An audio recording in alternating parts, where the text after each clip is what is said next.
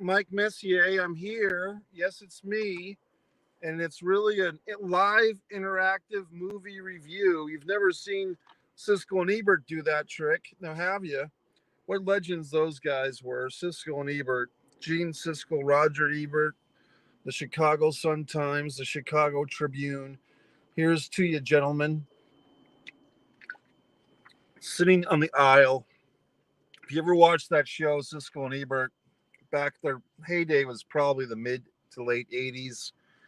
It was like hanging out in the backgammon parlor with a nice pipe in your brown shoes in your socks, like your patterned socks, and you'd sit there with your two uncles debating films of the day. Godfather 2, is it superior than the other one? Blah blah blah.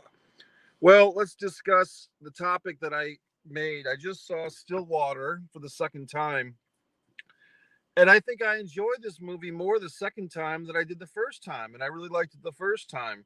And I don't think I did an instant movie review the first time I saw it. And I remember I saw it, and then something happened. I couldn't do the review right away. And the next thing you know, there was that whole big, pop culture Twitter controversy for a day and a half. Oh, Matt Damon said this in an interview. And of course, what people failed to pronounce at the time was that in this film, I believe her name is Abigail Breslin. You might recall her from Little Miss Sunshine, because she was Little Miss Sunshine. She was the title character in that film. She wasn't Little Miss Sunshine. She played the character of Little Miss Sunshine, whatever the fuck. Any goddamned way. Flash forward, Matt Damon is trying to be enlightened, trying to share an anecdote, and he tells this thing about the F word, and he's talking to one of his four daughters, and he says this thing, and he tells the interviewer, and he probably thought nothing of it. Supercuts is getting a nice free plug here.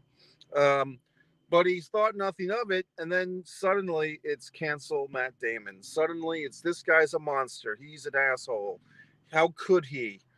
And of course, guys like Bill Maher is another guy who likes controversy. He hops in the mix and defends Matt Damon and says Matt Damon does all this work for charity. How much do you assholes do? And the answer is nothing. No, I've always liked those guys, Matt and Ben, Ben Affleck and Matt Damon. I've always enjoyed their shtick. Ben Affleck. If you ever seen that tattoo that he's got on his back, apparently it's god awful. It's like a giant dinosaur or a dragon, but he's had an interesting sex life. We can say that. He was with J Lo and others.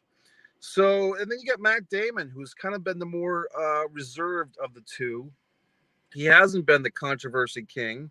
Apparently, he's happily married with four children, four daughters. That's Matt Damon. And I think that this movie, Stillwater, is very good. I enjoy the film. I've seen it twice. I do recommend you go see it. I went to the theater tonight. It's Tuesday.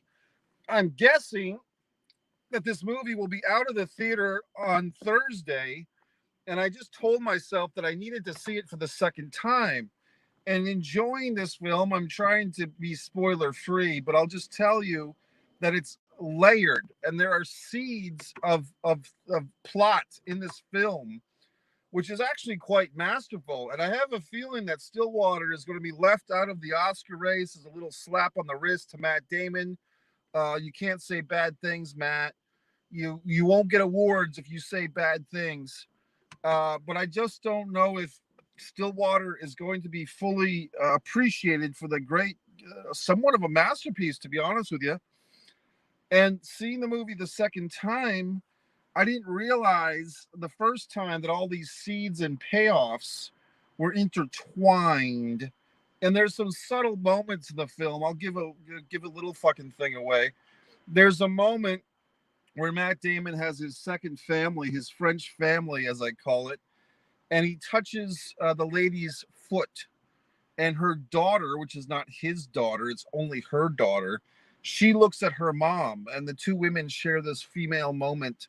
And then Matt Damon looks at the daughter, and they share a moment. So this dynamic of the man who finds himself with the second family it's very interesting to me because you see a lot of these men, especially, seem to pull this trick off. They have the first wife, they have the first set of kids. Something happens, they get divorced. Meaning the couple, the father, the mother, whoever the fuck it is, and then daddy goes off, and within 5 years, or even an overlap, daddy's got a brand new family. Daddy's got a brand new bag. Daddies, and I'm not talking about guys who just constantly cheat on their wives. I'm talking about, pretty much, what's the word? People that are not misogyny, not that. When uh, when you're faithful to one person, matrimony, whatever the fuck the word is, that they were writing on the back of the person in the "I want your sex" video, monogamy. That's it. So these monogamous men, they kind of cash in their chips with one family, they ditch one wife, and they find themselves a newer, updated model. And who used to point this out? Howard Stern. Then guess what Howard Stern did? The exact same goddamn thing when he had the opportunity. So there you fucking have it. This character, Matt Damon's character, Bede, the little French girl always says Bede. He's kind of in that situation, and I guess spoilers. His daughter, we get thrown right into the mix in this film. Like, what's interesting about Stillwater is that you're basically thrown into the halfway point of the story. Now, there's all these goddamn things: story versus plot. What's your plot? What's your story?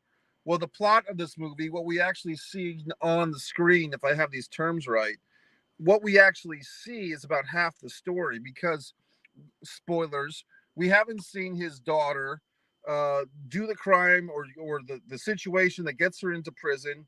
We haven't seen her mother, Matt Damon's character, Bill's ex, commit suicide, which fucks her all up in the head. We haven't seen the French lady who was quite beautiful, I thought, nice and thin. We haven't seen her break up with her hubby or her fling, as she says. Now, she is another interesting character, this female French lady who also had sex with a theater director guy, which had to be breaking poor Bill's heart. Here he is, he's got a massive heart on for her, and she's fucking the theater fuck underneath the same roof. But yet, as is always the case, the man forgives. He turns the other cheek. Doesn't mind that theater guy had it in there first. Although I think I would mind, to be honest with you. But there you fucking have it. The little girl is happy. She's got a daddy figure.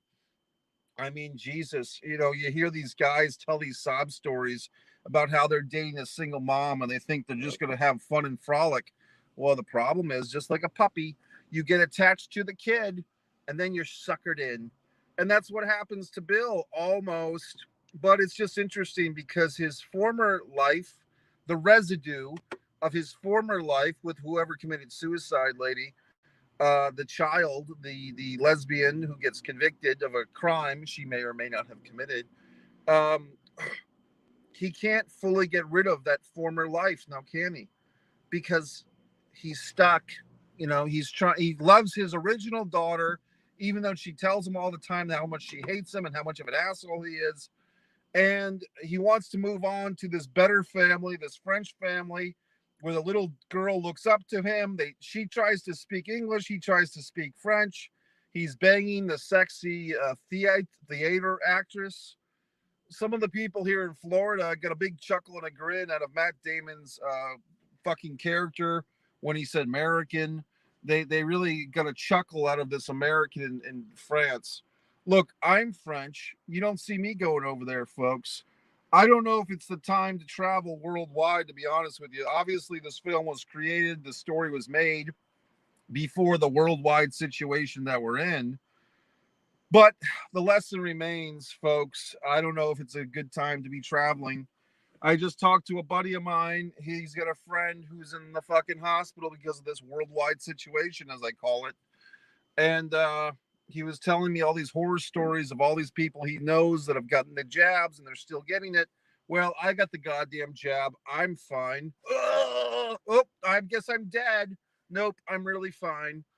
Not to joke about it, but I mean, Christ, if you don't laugh, you'll cry. I mean, that's the situation we're in, folks. You have to go out, go to the goddamn movies, I'm not going to sleep in a goddamn cave. I'm going to enjoy my fucking life.